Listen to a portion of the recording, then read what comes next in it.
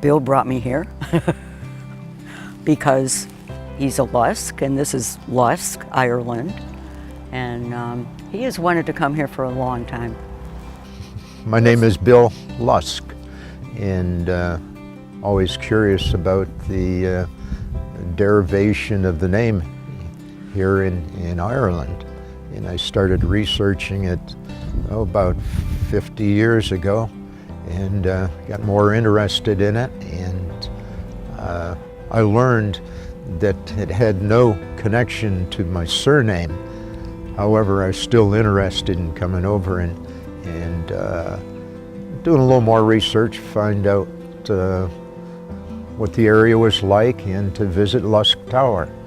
Well, I understood from one of my co-authors of the book that I published that there was a lady here in town that was kind of the receptionist or part of the Chamber of Commerce or Historical Society that was always contacted when Lusks came into town.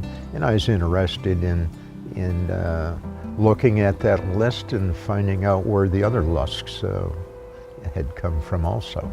Well, I started when I was 12 years old, and one of my uncles was the de facto family historian, and from where I lived, or where I was raised in western New York State, the name was quite popular and had a lot of historical significance. And with the help of my uncle, I started getting into the family history, and I kept going further back in generations, and learned that the family had arrived in the colonies around 1715. So that really intrigued my interest in, as to where they had come from, and other members of the family and what they had done, not only in the local area, but in the States also. Well, the myth is that they had some connection here in Lusk, Ireland, and I found that out several years into my research that there was no family connection.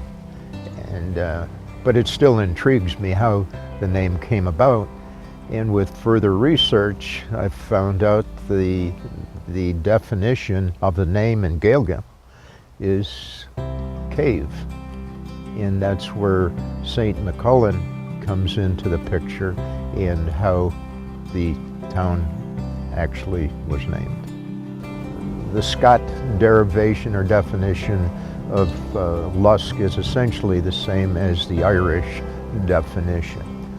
However, there's another definition, and I believe it comes from the Scots definition, and it's lazy, or a lazy man.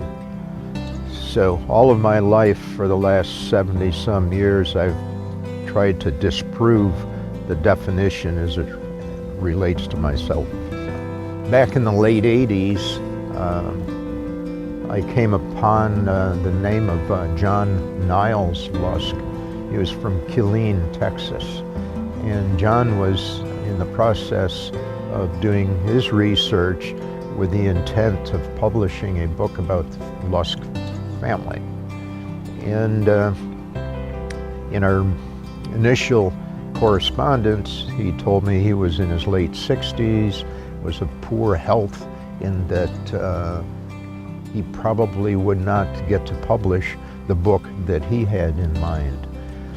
And he said if something happened to him, that he would pass on all of his research to someone else who he never named.